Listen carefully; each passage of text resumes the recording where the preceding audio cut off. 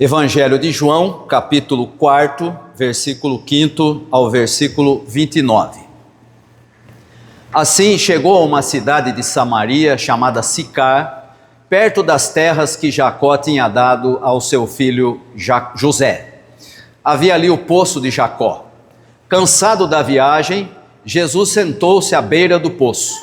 Isso se deu por volta do meio-dia. Nisso veio uma mulher samaritana tirar água. Jesus lhe disse: "Dê-me um pouco de água." Os seus discípulos tinham ido à cidade comprar comida. A mulher samaritana lhe perguntou: "Como o Senhor, sendo judeu, pede a mim, uma samaritana, água para beber?" Ela perguntou isso porque os judeus não se dão bem com os samaritanos. Jesus lhe respondeu: "Se você conhecesse o dom de Deus e quem está pedindo água, você lhe teria pedido e ele lhe daria água viva." A mulher disse: "O Senhor não tem com que tirar água e o poço é fundo.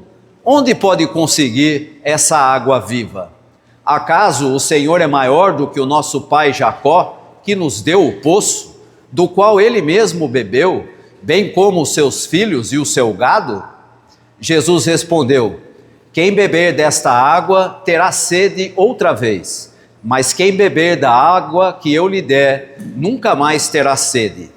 Ao contrário, a água que eu lhe der se tornará nele uma fonte de água a jorrar para a vida eterna."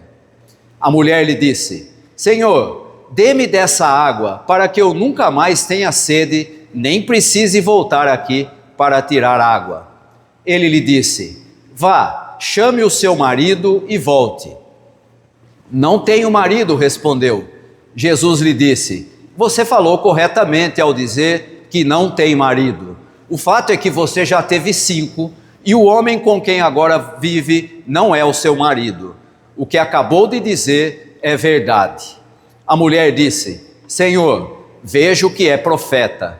Os nossos antepassados adoraram neste monte, mas vocês, judeus, dizem que Jerusalém é o lugar onde se deve adorar." Jesus declarou: "Creia em mim, mulher, está próxima a hora em que vocês não adorarão o Pai, nem neste monte, nem em Jerusalém. Vocês, samaritanos, adoram o que não conhecem.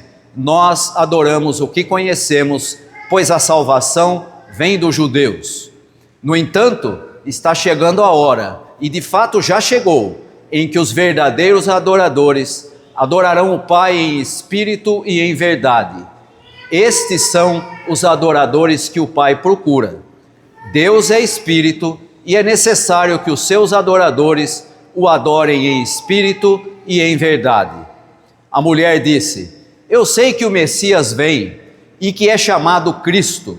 Quando vier, ele nos explicará tudo." Então Jesus declarou: "Eu sou o Messias, eu que estou falando com você." Naquele momento, os seus discípulos voltaram e ficaram surpresos ao encontrá-lo conversando com uma mulher. Ninguém, porém, perguntou: "O que pretendes?" ou "Por que está conversando com ela?" Então, deixando o seu cântaro, a mulher voltou à cidade e disse ao povo: "Venham ver um homem que me disse tudo o que eu tenho feito. Será que ele não é o Cristo?" Eu estava comentando aqui com a Janduí, antes de começar o culto, que esse texto é proposto para este domingo, para o domingo no calendário litúrgico, e coincidentemente é um texto que se refere à mulher samaritana no dia em que se celebra o Dia Internacional da Mulher. Não foi combinado, o texto estava já no nosso calendário litúrgico, mas coincidentemente o tema é justamente o encontro de Jesus com uma mulher e uma mulher samaritana. E esse encontro precisa ser entendido dentro da compreensão que se tinha na época. A cultura da época era completamente diferente da nossa, a maneira de se relacionar com as pessoas era absolutamente diferente e, portanto, nós temos que ler esse texto entendendo as fronteiras culturais e sociais do mundo mediterrâneo do século I. A primeira coisa que o próprio texto diz é que os judeus e os samaritanos não se entendiam, eles não se gostavam. Havia uma hostilidade histórica entre judeus e samaritanos, envolvendo basicamente duas coisas. De um lado, divergências religiosas. Os samaritanos entendiam que Deus devia ser cultuado no Monte Gerizim. Isso tem, inclusive, uma conexão muito clara com textos do Antigo Testamento, em que Deus sempre se apresentava sobre um monte, em um lugar alto, e portanto nada mais natural que ele fosse cultuado em um monte. Já os judeus entendiam que o lugar do culto era em Jerusalém, no templo. Não se esqueça que Jerusalém também fica sobre uma região mais alta, e tanto um quanto o outro poderia usar o mesmo argumento para dizer que ali era o lugar de se cultuar a Deus. Portanto, havia uma divergência religiosa, mas também havia uma divergência étnica. E por quê? Porque tradicionalmente os samaritanos foram judeus que se misturaram com outros povos, principalmente por meio do casamento. E aí o que acontecia? Aquela tradição da família que era especificamente herdeira do povo de Israel foi se misturando, e cada vez mais se misturando, até que os samaritanos eram uma parte judeu, outra parte não. E por conta disso os judeus olhavam para os samaritanos entendendo que eles eram inferiores. Por quê? Porque estavam misturados com outros povos. Então você percebe que aí há uma divergência, há aí uma hostilidade histórica entre os dois grupos. E o texto diz que uma mulher samaritana vai sozinha até o poço no meio-dia para tirar água. E também aqui é importante a gente entender, essa não era a prática comum. As mulheres eram normalmente responsáveis pela água, era a função das mulheres, mas elas sempre iam ou pela manhã ou no final da tarde, nunca no meio-dia. E por que essa samaritana vai no meio-dia? Justamente por ser samaritana, e portanto, provavelmente as outras mulheres não queriam contato com ela, e aí você começa a perceber que a relação das pessoas em relação à mulher não é só do homem para com a mulher. Existem mulheres que também acham que as outras são inferiores a ela. E aqui é exatamente essa a situação. As mulheres não iam nesse horário. E essa mulher samaritana vai numa hora diferente, para que ela não fosse colocada de lado pelas outras mulheres. E portanto, nós temos uma mulher samaritana no poço, ao meio-dia, e isso sugere um tipo de exclusão social que ela recebe das outras mulheres, evitada pelas outras mulheres, porque elas iam ou no começo ou no fim do dia. E aqui nós encontramos então Jesus conversando com essa mulher. Pode parecer a coisa mais natural nos nossos dias. Um homem se encontra com uma mulher, os dois são adultos, e ele então conversa com ela, certo? Não, naquela época a coisa não funcionava desse jeito. Um judeu conversando publicamente com uma mulher samaritana, uma mulher que era discriminada até pelas outras mulheres, era uma coisa escandalosa. E por que era escandaloso? Porque, primeiro, ele era judeu, e judeu não se entende com samaritano. Segundo, por ela ser samaritana, o simples contato de Jesus com ela, dentro da mentalidade religiosa do judaísmo, fazia com que ele se tornasse impuro, porque está falando com alguém impuro, com alguém inferior. E ainda mais, alguém que era considerado, e o texto vai deixar isso claro, alguém que era considerada pecadora. Por quê? Já casou 5 vezes e esse que você tem agora não é seu marido. E portanto, não é só Jesus que sabe disso. Aquelas pessoas que conviviam com ela também sabiam. Mas Jesus faz aquilo que ele sempre faz. Ele desafia os códigos de honra e de pureza. E por que Jesus faz isso? Porque quando ele começa a anunciar o reino de Deus, Jesus demonstra que a mensagem que ele traz, que o anúncio que ele traz e que aquilo que ele vai apresentar não tem absolutamente nada a ver nem com a religião judaica e, portanto, o reino de Deus não é a religião judaica melhorada, não é uma pequena reforminha na mentalidade religiosa judaica, mas é uma nova forma de relacionamento com Deus. E por conta disso, ele não está preocupado absolutamente com nenhum tipo de regra e com nenhum tipo de norma social.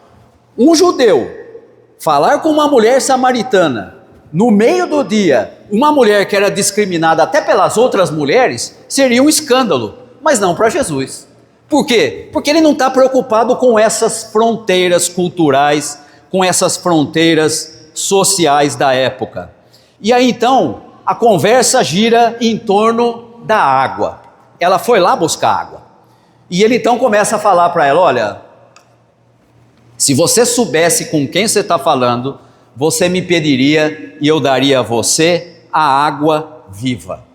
Uma água que se você beber, nunca mais você vai ter sede. E essa água viva pode ser entendida de duas formas distintas. Uma é a forma literal, ou seja, uma água corrente, uma água de fonte, uma água de rio, em vez de ser aquela água do poço. É lógico que uma água corrente é muito melhor do que uma água de poço. Mas, por outro lado, há uma segunda forma de compreensão, um outro nível de compreensão, que é o nível simbólico. A revelação que Jesus traz no anúncio do reino de Deus entra em contraste com a água estagnada das tradições religiosas de Israel. Aquilo que eles estavam acostumados a ouvir, aquilo que todo mundo sabia e todo mundo cobrava dos outros dentro da religiosidade judaica, agora Jesus vem e diz, então, olha, eu vou te dar uma água que é completamente diferente dessa. Você não vai mais ficar presa naquilo que é tradição. É isso que significa aquela expressão de Jesus, quando ele fala com um alto membro do Sinédrio, isso nós vimos na semana passada aqui no culto, quando ele conversa com Nicodemos, ele diz, você precisa nascer da água e do Espírito. Por quê? Porque é uma nova vida, é uma vida que vem de Deus, e o Espírito é como o vento, você sabe que ele está lá, mas você não tem controle sobre ele, é ele quem dita o ritmo, é assim que é o nascido do alto, nascido de Deus. Esqueça as tradições religiosas, é isso que ele está dizendo para essa mulher, eu posso oferecer para você uma água completamente diferente. E aqui, Jesus apresenta a si mesmo como a fonte dessa água. E quando ele faz isso, ele supera aquilo que era a coisa mais natural naquela sociedade, as divisões religiosas, e então Jesus, superando essas divisões, oferece vida plena.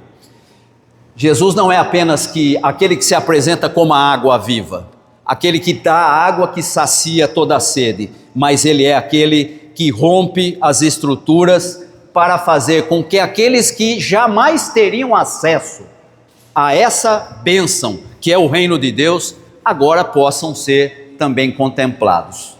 Isso é interessante a gente pensar, porque quando a gente olha para a vida da igreja nos nossos dias, a gente tem muita gente nas igrejas com a mentalidade muito mais próxima daquela da sociedade da época de Jesus do que do próprio Jesus. Ah, nós somos o povo de Deus, a nação escolhida, o povo de propriedade exclusiva de Deus, nós somos os abençoados. Dá a impressão que a gente é superior aos outros. E quem conhece um pouco, não precisa ser muito, mas quem conhece um pouco da maneira como Jesus lidou com todo tipo de pessoa durante o seu ministério, vai perceber que todos foram alcançados por causa da graça de Deus e não porque eram melhores, não porque eram superiores. Um exemplo clássico, essa mulher, baixo nível em termos sociais, samaritana, ninguém gosta, nenhum judeu gosta, e agora ele vai para essa mulher e diz: eu posso te dar uma água que você não vai mais ter sede? Acho que Jesus está querendo arrumar encrenca com os religiosos, porque não era assim que eles pensavam, mas era exatamente assim que o reino de Deus estava sendo proclamado. E aqui nós temos uma ironia na narrativa do Evangelho de João. A mulher, quando percebe a fala de Jesus, ela entende a água no seu sentido literal, no seu sentido material. Mas Jesus não está falando só do material. Tanto que ela diz assim: me dá dessa água, porque eu não tenho mais que voltar aqui no poço. E ele fala: não, você não está entendendo. Você está pensando só na água que você toma todo dia. E aí então Jesus faz uma pergunta para a mulher que é muito significativa. Ele diz: tá bom, vai lá buscar o seu marido. E ela diz: eu não tenho marido. Ela fala: é verdade, você já teve 5 e agora o que você tem não é seu marido. E aí a gente olha para isso e fala assim: será que Jesus está discriminando aquela mulher porque ela era uma mulher que já tinha casado mais de uma vez? Não, longe disso. Os especialistas no Novo Testamento dizem o seguinte, que o tema dos maridos tem muito mais a ver com uma alusão à idolatria dos samaritanos. Isso você pode encontrar lá no texto de 2 Reis 17, em que os samaritanos se envolvem com várias nações e acabam adotando os deuses deles. E portanto o que Jesus está dizendo é: olha, você está tão misturada aqui, você já está tão acostumada com uma porção de deuses, que você não sabe nem quem você está cultuando mais. Por isso que ele vai dizer: olha, o que você faz até é válido, mas a salvação vem dos judeus. E vem dos judeus não é porque era o judaísmo, é porque era a mensagem dele, Jesus. É ele que está sendo o proclamador da mensagem verdadeira que vem de Deus, que supera a religiosidade judaica. Aquela mulher representava todo o povo samaritano que não tinha um marido legítimo. E essa imagem está lá no Antigo Testamento. Deus dizendo: eu sempre quis tratar de vocês como se eu fosse um marido que cuida da mulher, mas o que vocês fizeram? Me abandonaram para ir atrás de outros deuses. E aqui então, aquela mulher, até esse momento, uma mulher sem valor, uma mulher discriminada até pelas outras mulheres, é transformada no encontro com Jesus em uma missionária. Ela vai de volta para o seu povo e começa a falar a respeito de Jesus. O que acontece aqui é uma inversão dos papéis sociais. Ela agora se torna a testemunha para os homens da cidade. Eu não sei se você já percebeu, mas tudo que acontece e que é importante no Evangelho, sabe quem recebe primeiro? As mulheres. Percebeu ou não? Esse aqui é um caso. Não sei se você notou. É a primeira vez no Evangelho de João em que Jesus diz: eu sou o Messias. Para quem que ele disse isso? Para uma mulher. E mais, para uma mulher que nem sequer era valorizada pelos judeus. Quando Jesus morre e se ressuscita, ele aparece primeiro para quem? Para as mulheres, né? Já tem sempre aquele homem que é mais exagerado, diz: Jesus apareceu para as mulheres porque elas iam contar para os outros. É exatamente isso que eles deviam ter feito. Mas quem devia estar lá eram os homens. E quem estavam lá? As mulheres. E aqui é a primeira vez que Jesus afirma de si mesmo: eu sou o verdadeiro Messias. Isso ocorre primeiro com uma samaritana, antecipando a inclusão de todos os gentios na comunidade cristã. Sabe o que significa isso? Se hoje vocês estão aqui, tem alguém aqui que é descendente de judeu? Vocês todos são judeus. Não, vocês todos são gentios. Eu também. E nós só estamos nesse corpo de Cristo por causa da inclusão que Jesus faz, dizendo: o reino de Deus não é para um povo especial, não é para pessoas diferentes, é para todos. Jesus faz isso, deixando claro nesse texto, superando aquele confronto entre Gerizim e Jerusalém.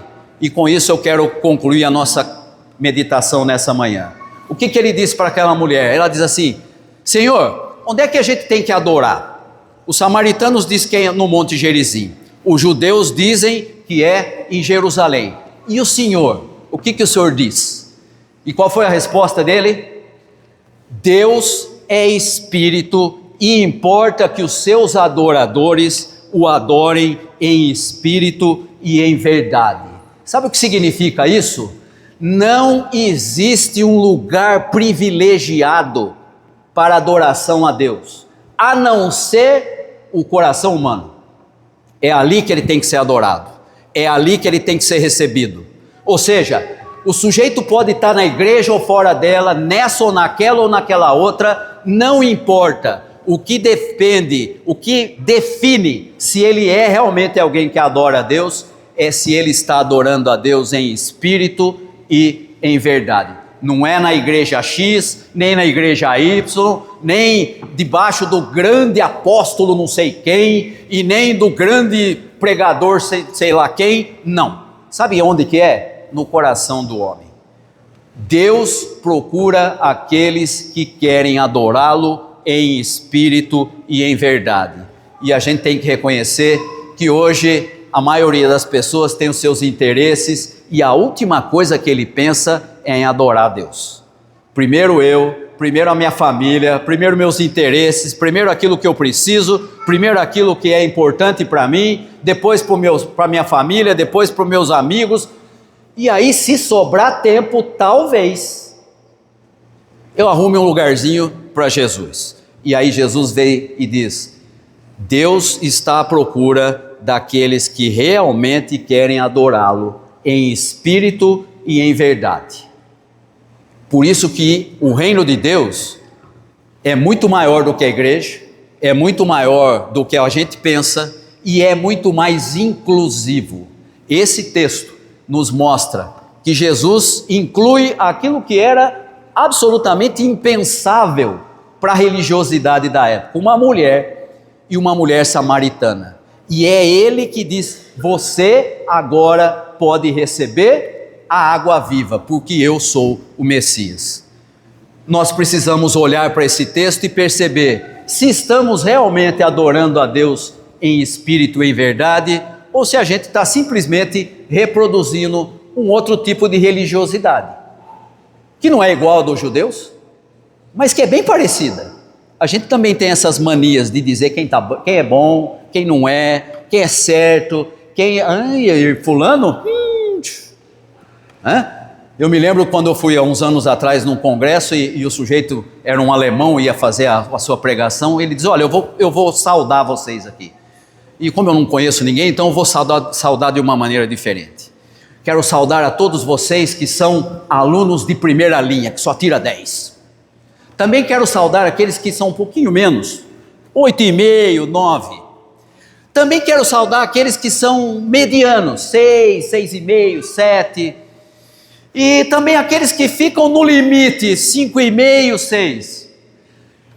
Os outros, saúdo a vocês, meus amigos. Não dá para dizer, porque daí você vai desqualificar o sujeito. É esse aí que somos nós. O aluno de péssima nota. Porque nós só fazemos parte dessa família por causa da graça de Deus. Não é mérito que você tenha, não é inteligência que você tenha, não é conhecimento maior do que quem quer que seja. Se fosse conhecimento, no texto da semana passada que nós vimos aqui, do líder religioso, seria suficiente. Mas para ele foi dito: você precisa nascer do alto. Para nós, hoje estamos recebendo a mensagem de Jesus que diz: se você quiser beber da água que nunca mais te dará sede, você precisa adorar a Deus em espírito e em verdade. Seja essa a nossa adoração, seja essa a nossa disposição, que nós possamos aprender com a mulher samaritana no Dia Internacional das Mulheres. Que Deus nos abençoe. Amém.